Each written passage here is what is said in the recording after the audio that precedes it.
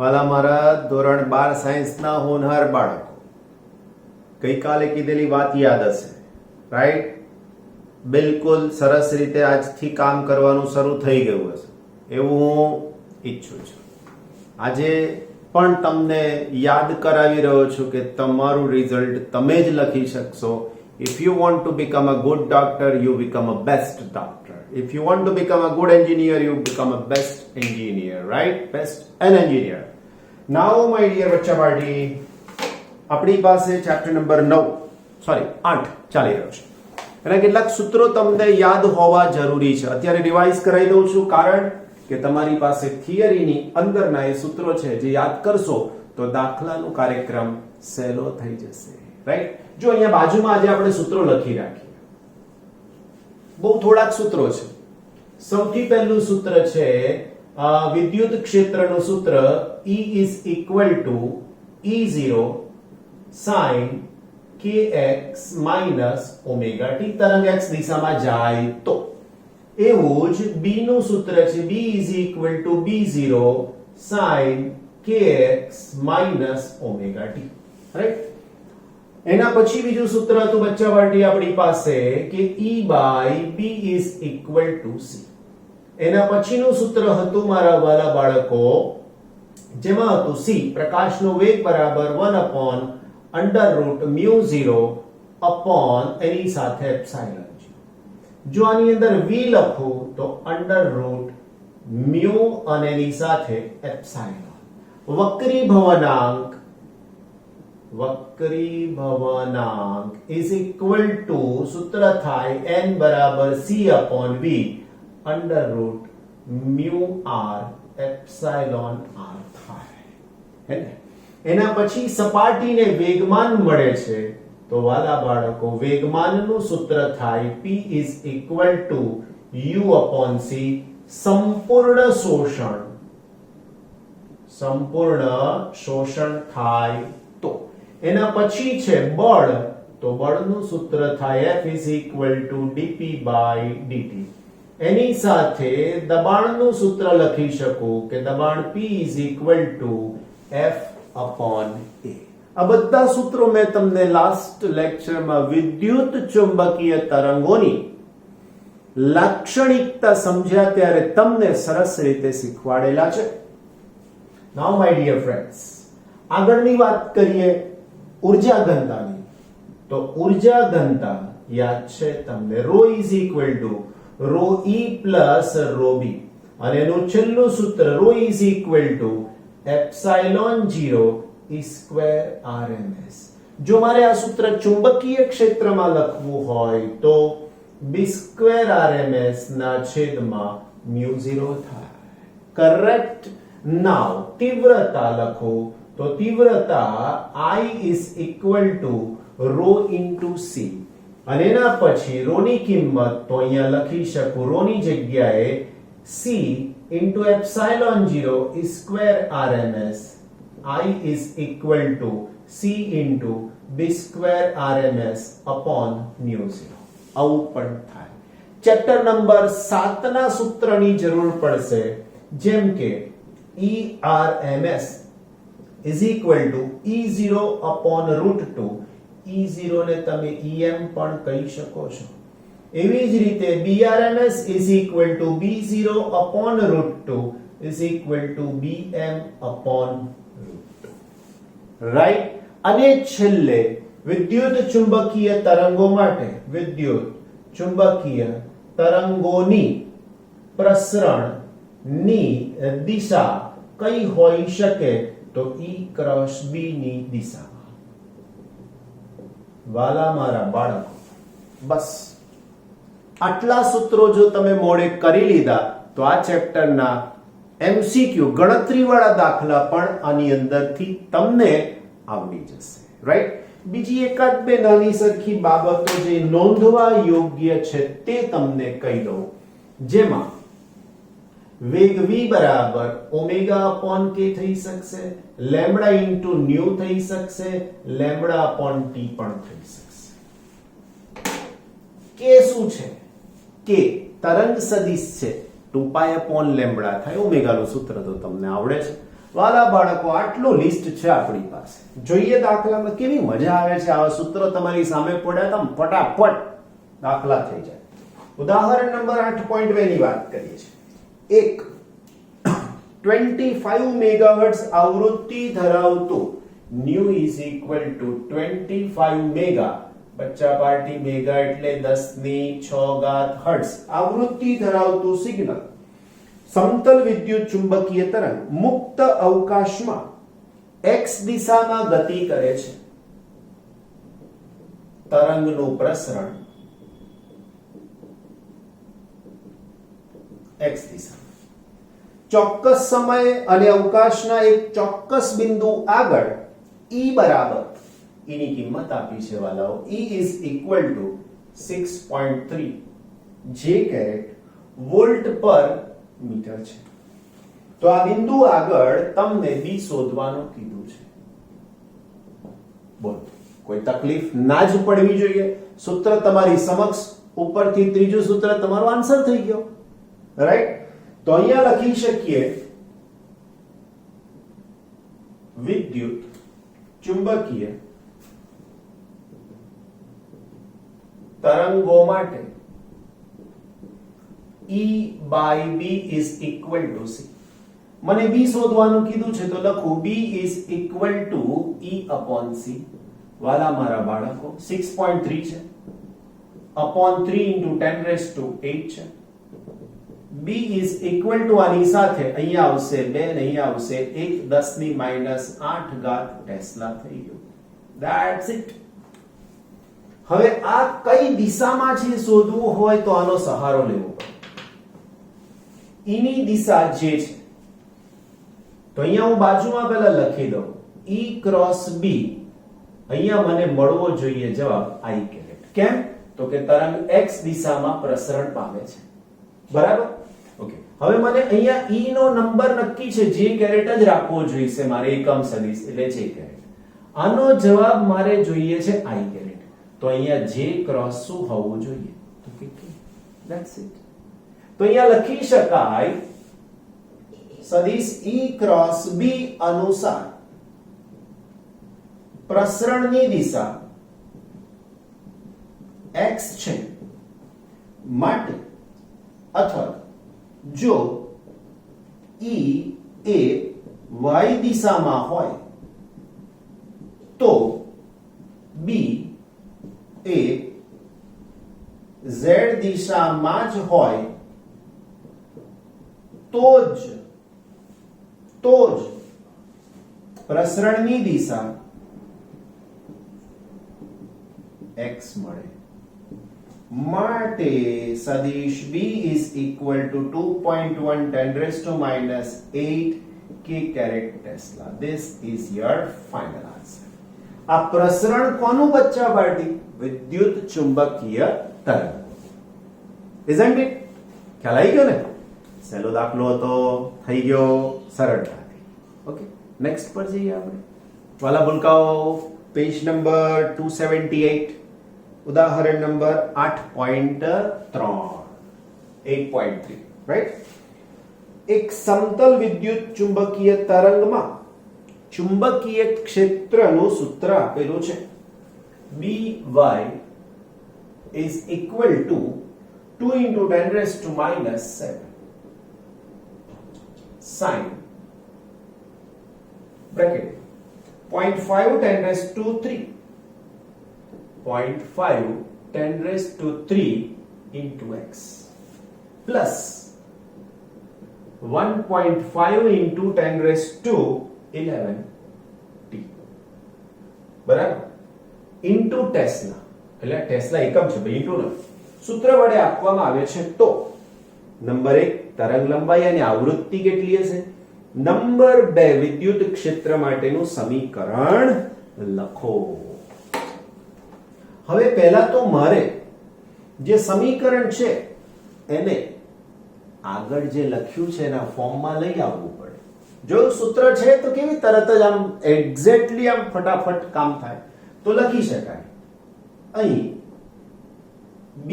by is equal to b0, પેલું ઉઠાઈ મૂકી દઉં છું, b0 sin kx minus omega t. હવે k બરાબર કીધું હમણાં 2 pi upon lambda તથા omega is equal to 2 pi nu મુકતા તો વાલા બચ્ચાઓ by is equal to b0 sin k ની જગ્યાએ 2 pi upon lambda into x minus 2 pi nu into t. સમીકરણ નંબર 2, સમીકરણ નંબર 1. બસ તમારો દાખલો અડધો પૂરો થઈ ગયો, રાઈટ ને? હવે જે શોધવાનું છે તે નંબર 1 સમીકરણ 1 અને 2 ને સરખાવતા. વાલા મારા બાળકો b0 તો અહીંયા લખીશ b0 is equal to 2 into 10 raised to minus 7 Tesla. એની જેમ 2 pi upon lambda is equal to 2 pi upon lambda is equal to 0.5 into 10 raised to 3 અને ત્રીજું 2 pi nu is equal to 1.5 into 10 raised to 11. That's it. હવે આમાંથી lambda ને આમાંથી આવૃત્તિ, બિલકુલ જવાબ માટે lambda is equal to 2 pi upon 0.5 10 raised to 3. Lambda is equal to ગણતરી તમારે કરવાની, કહી દીધું, પરીક્ષામાં જાતે જ કરવાની આવશે.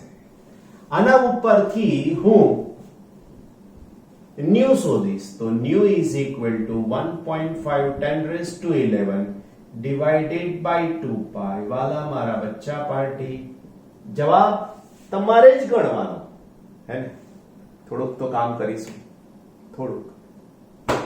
ઓકે વાલા બચ્ચા, આ બંને આન્સર મળી ગયા તમને જે પ્રમાણે માંગ્યા છે તે પ્રમાણે. ઓકે, બીજું તમારી ટેક્સ્ટ બુકમાં જે સૂત્ર આપ્યું છે આ જ છે, પણ એમણે શું કર્યું ખબર? આ 2 pi ને બહાર લઈ ગયા છે. બિનજરૂરી છે, નોટ નેસેસરી, કારણ કે પાછું લઈને તો ત્યાં જ મૂકવાના છીએ આપણે. છતાં એમના પ્રમાણે સૂત્ર લખવું હોય તો આ 2 pi ને 2 pi બહાર કાઢી લેવાના, એના પ્રમાણે અંદર જવા દેવાના. Isn't it? Very good. Number B. B માં શું જોઈએ છે મને? તો બી માં એવું કીધું છે વિદ્યુત ક્ષેત્ર માટેનું સૂત્ર લખો. લખી નાખીએ. વિદ્યુત ક્ષેત્ર માટેનું સૂત્ર, તો એની અંદર સૂત્ર થશે હવે મારી પાસે E. હવે એવું જુઓ કે તરંગનું પ્રસરણ x દિશામાં થાય છે, ચુંબકીય ક્ષેત્ર y દિશામાં છે, તો વિદ્યુત ક્ષેત્ર કઈ દિશામાં હશે? નક્કી આના ઉપરથી જુઓ. પાછી શોર્ટકટ બતાવું. હા, આ હંમેશા કરીશું જ આપણે આ કાર્યક્રમ. E ક્રોસ B એનો જવાબ છે I. કેમ? તો કે અહીંયા x છે એટલે મને ખબર પડી. બીજું, આ E એટલે કઈ દિશા છે? તો કે ભાઈ એ તો શોધવાની છે મારે. હા, B ની દિશા ખબર પડી ગઈ y છે, એટલે મારે અહીંયા લખવું પડશે j કેરેટ, અને આનો જવાબ છે બચ્ચા પાર્ટી I કેરેટ. હવે અહીંયા મારે શું મૂકવું છે? તો કે k cross j is equal to I caret. તો અહીંયા મારે લખવું જોઈએ k. તો k cross j is equal to I caret. સાચું કે નહીં? ના, ખોટું. કેમ? ઊંધું ગયું ને. I થી j, j થી k, j થી k તો I આવે. આ તો k થી j છે, જોઈ લો, ઊંધું થાય. એટલે મારે લખવું પડશે અહીંયા માઈનસ. કેમ? તો કે આનો જવાબ આવશે માઈનસ I કેરેટ, અને આ આવશે માઈનસ, તો એનો જવાબ થઈ જશે I. સમજાઈ ગયું ને? બહુ સરસ. હવે મારી પાસે એક વસ્તુ તો નક્કી થઈ ગઈ, સદિશ નથી લખતો, પણ એક વાત નક્કી થઈ ગઈ કે કઈ દિશામાં હશે? તો કે z દિશામાં હશે. is equal to E0, અહીંયા લખીશ sin, અહીંયા લખીશ kx minus omega t volt per metre.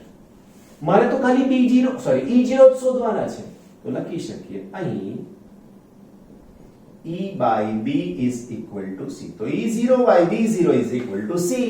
મારે શું જોઈએ છે? તો કે E0, તો E0 is equal to B0 into C. અલા વાલાઓ B0 ની કિંમત તો જો અહીંયા મૂકી છે તો કે 2 into 10 raised to minus 7 આ કિંમત મૂકી દીધી. C ની કિંમત તો તમને મોઢે યાદ જ છે હે ને? બસ તો વાલાઓ તો E0 is equal to 3 ગુણાકારમાં 2 એટલે 6 10 ની 8 minus 7 એટલે 1. अल्लाह मित्रों मारा जवाब થઈ ગયો 60 बरस के हो गए वोल्ट पर मीटर. राइट? क्लियर ने? बहुत सरस.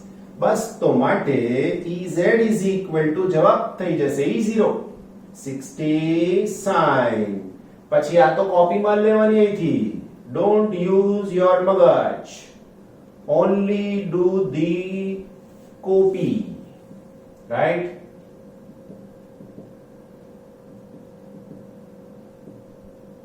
પાછી એક મિસ્ટેક કરી આપણે. એવું જોયું તમે? જોયું? નોંધ્યું? અહીંયા માઈનસ હોય તો જ પ્લસ x દિશા આવે. અહીંયા પ્લસ છે તો માઈનસ x દિશા આવવી જોઈએ અને આની માઈનસ x દિશા હોય તો આ માઈનસ ની મારે કોઈ જરૂરિયાત રહેતી નથી. કેમ? તો કે ઓલરેડી માઈનસ છે અહીંયા એટલે આનો જવાબ માઈનસ આવી જશે. રાઈટ? જો નીચે ડિસ્ક્રિપ્શન તે આપ્યું છે. આ વિદ્યુત ક્ષેત્ર ઘટક પ્રસરણ દિશા અને ચુંબકીય ક્ષેત્રને લંબ હશે. તેથી આ વિદ્યુત ક્ષેત્ર ઘટક z અક્ષની દિશામાં હશે કે જેથી નીચેના સમીકરણ વડે આપી શકાય. પણ વાલાઓ z માં પણ કઈ z? પ્લસ કે માઈનસ એવું નથી કીધું, પણ આ એવું કે છે પ્લસ. એનો મતલબ કે તરંગનું પ્રસરણ થાય છે માઈનસ x દિશામાં એટલે મારી પાસે આ જવાબ હોવો જોઈએ માઈનસ. અહીંયા હશે માઈનસ પછી તો આ માઈનસ થઈ જ ગયું વાલા. રાઈટ? એટલે આવી નાની સરખી પણ ધ્યાન રાખવાની બાબત તમારે સમજવી પડશે. Correct? Now move to the next સમ.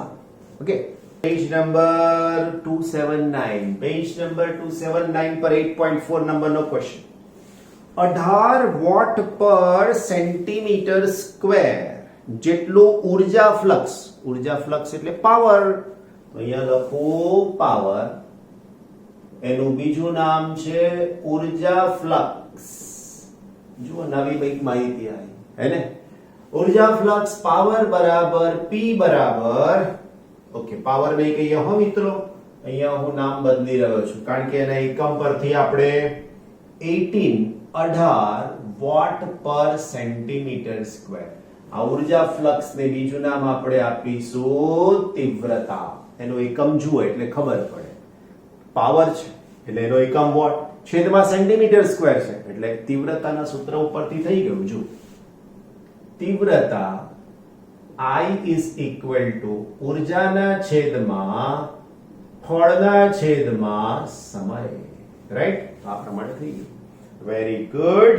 નાઉ એક અપરાવર્તનીય સપાટી પર, અપરાવર્તનીય એટલે પરાવર્તન કરી શકે એવી ના, શોષી શકે એવી લંબરૂપે આપાત થાય છે સપાટીનું ક્ષેત્રફળ A is equal to 20 centimetre square. હમણાં નહીં કન્વર્ટ કરીએ કારણ કે અહીંયા પણ સેન્ટીમીટર છે. 30 minute T is equal to 30 minute. આને કન્વર્ટ કરી નાખવા. 30 ગુણાકારમાં 60. રાઈટ? 30 ગુણાકારમાં 60, 30 મિનિટ 60 સેકન્ડ. 6 ગુણાકારમાં 3 એટલે 1800 સેકન્ડ. રાઈટ? ફાઇન. હવે જેટલા સમયગાળા માટે સપાટી પર લાગતું સરેરાશ બળ શોધો. સરેરાશ બળ જોઈ લો બાળકો. હવે મને એવું સમજાવો કે આપણી આ ટેક્સ્ટ બુક ની અંદર આ કન્સેપ્ટ છે કે નહીં એ તમારે વિચારવાનું છે. રાઈટ? બળ જોઈએ છે F, તો મારે વેગમાનનો ફેરફાર જોઈશે. વેગમાન જોઈએ છે તો ઉર્જાના છેદમાં પ્રકાશનો વેગ જોઈશે. ઉર્જા જોઈશે તો અહીંયા ક્યાંક કારીગરી કરવી પડશે. બરાબર ને? બસ તો વાક્ય લખીએ એટલે જવાબ મળી જાય. લખી શકીએ એકમ સમયમાં અથવા 1 સેકન્ડમાં સપાટી પર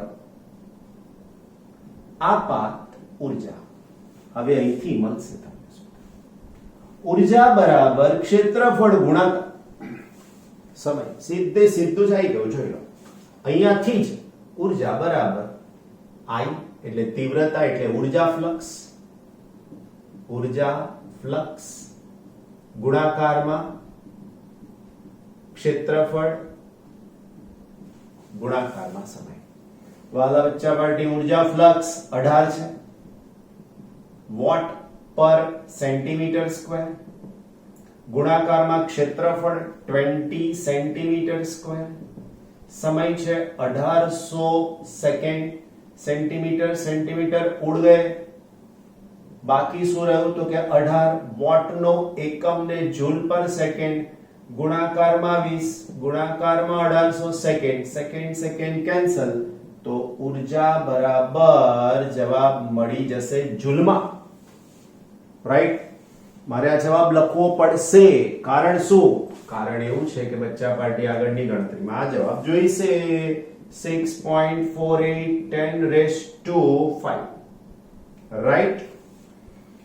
હવે ઉર્જાનું સંપૂર્ણ શોષણ થાય છે હું લખીને આપ્યું છે. જો સંપૂર્ણ શોષણ માટે તો લખી શકીએ સંપૂર્ણ શોષણ માટે સપાટીને મળતું વેગમાન P is equal to U upon C. U એટલે ઉર્જાના છેદમાં પ્રકાશનો વેગ. પ્રકાશ કોણ છે? તમારી આસપાસ કોઈ રહેતા હોય એમનો વેગ નહીં, લાઇટ, એને પ્રકાશ કહેવાય. 6.48 10⁵ પ્રકાશનો વેગ 3 × 10⁸. બચ્ચા પાર્ટી વેગમાનનો એકમ ન્યૂટન સેકન્ડ થઈ જાય. રાઈટ. આ પણ ગણતરી મારે તમને આપવી પડશે 2.16 into 10⁻³ ન્યૂટન સેકન્ડ ના લખવું હોય તો બીજો એકમ કેજી મીટર સેકન્ડ -1 આટલોય ચાલશે. નાઉ માય ડિયર બચ્ચા પાર્ટી, હવે મારે જે શોધવાનું છે એની વાત કરી લઈએ ઝડપથી. શું જોઈએ છે છેલ્લે? સરેરાશ બળ. તો લખી શકીએ માટે સપાટીને મળતું સરેરાશ બળ F is equal to વેગમાનના છેદમાં સમય કે આટલું વેગમાન કેટલા સમયમાં મળે છે તે તો 2.16 into 10⁻³ divided by 1800 સેકન્ડ કારણ કે કેટલા સમયમાં આટલું વેગમાન મળ્યું છે માટે F is equal to blank newton. That's it. Right? હવે જો સપાટી નીચે વાક્ય લખીને આપ્યું છે કે જો સપાટી સંપૂર્ણ પરાવર્તક હોત તો તમારું પરિણામ શું વિચારતા મને કહો. યાદ કરો મેં તમને કીધું તો અહીંયા પણ કે સપાટી સંપૂર્ણ પરાવર્તક હોય તો આપાત વેગમાન અને પરાવર્તિત વેગમાન આઘાત અને પ્રત્યાઘાત જેવું થાય, બળના આઘાત જેવું થાય. ક્રિકેટની રમતમાં દડો બેટ્સમેન તરફ આવે, વેગમાન પ્લસ લો, જાય, વેગમાન માઇનસ લો, અંતિમ ઓછા પ્રારંભિક કરો, ડબલ થઈ જાય. રાઈટ. તો આ સૂત્રમાં આગળ 2 આવી જાય એવું તમારે વિચારવાનું રહેશે. ક્યારે? જ્યારે સપાટી શોષકની જગ્યાએ ઉત્સર્જક હોય અથવા તો સંપૂર્ણ પરાવર્તક હોય ત્યારે. રાઈટ. બહુ જ સરસ મજાના સહેલા દાખલા છે પણ એના માટે આ સૂત્રો જરૂરી છે. નોંધી લેશો તો કામ સરળ થઈ જશે. ક્લિક કરી લેવાનું, સૂત્રો નોંધી લેવાના, કામ તમારું સરળ થઈ જશે. હે ને?